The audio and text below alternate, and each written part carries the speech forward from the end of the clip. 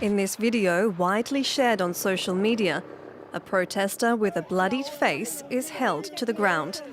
The police officer, after being spat at, punches him at least twice. The violence unfolds on the sidelines of an anti-government demonstration known as the Yellow Vest movement. The French IGPN, the so-called police of the police, has launched an investigation. January 5, a routine road check turns deadly. Cédric Chouviat was pulled over for using his phone while driving, leading to an altercation with police. Footage of his arrest went viral online, showing him restrained in prone position. The 42-year-old delivery man and father of 5 died after suffering a fractured larynx and later a heart attack. In the Parisian suburb where he lived, hundreds gathered to pay tribute and demand justice. Police are now under close watch. Mobile phones have become a weapon of defence for demonstrators, ready to record the slightest slip-up. I'm filming police officers because they have an obligation to wear an ID number on their uniform during a protest. Over there you see an officer carrying a lethal weapon. They're not allowed to have one during a protest, and on top of that, he has no ID number. The ID number is the only way to identify a police officer. This human rights activist says officers are guaranteed impunity without it. I myself have been a victim of police violence. It was a special urban police squad.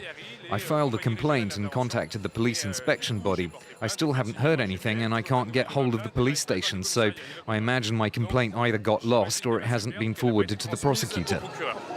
Yet, in 2 years, more than 300 complaints have been filed for police violence. Tom has been a member of an anti-crime unit for the past 20 years.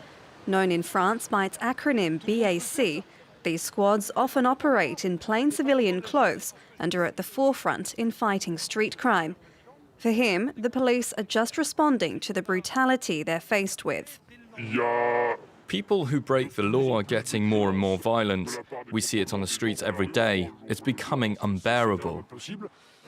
Dealing with Yellow Vest protesters, unrest and terrorist threats, Tom, like many of his colleagues, says he's being pushed to the limit.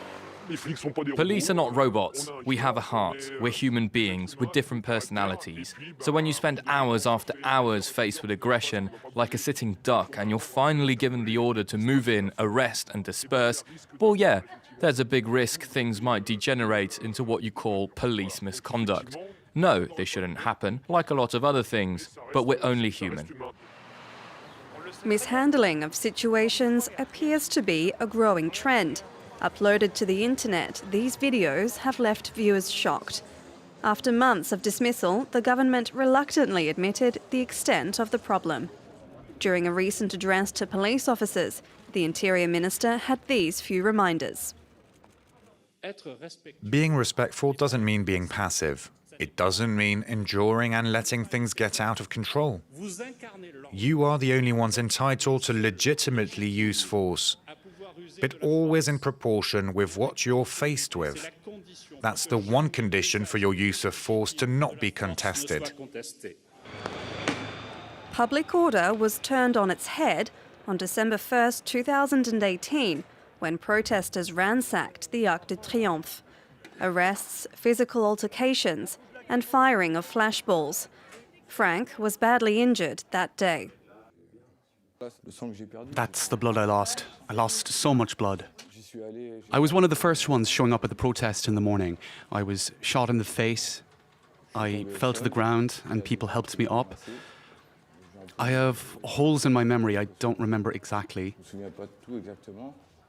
But I do recall sitting by the Arc de Triomphe, bleeding. There were people telling me that my nose was completely smashed. You know, at some point the government will have to take action. And so many demonstrations have taken a new, tense atmosphere. Some protesters feel threatened, so they've come prepared. With the buddies, we bring a blood pressure monitor, a pulsometer. We also have a tourniquet and special bandages for burns. Daniel is one of the street medics volunteering to help the injured at protests. He believes police violence is scaring demonstrators away, with more people thinking twice about taking to the streets. These weapons are used regardless of who's in front. Among the injured, you won't just find rioters actively fighting the police. There are also normal men and women who just came to demonstrate. They're the ones paying for France's heavy-handed law enforcement policies and having their lives destroyed when they lose an eye or a hand. To prevent the rift between police and citizens from widening any further, French President Emmanuel Macron has asked the government for clear proposals to improve the ethics of the police force.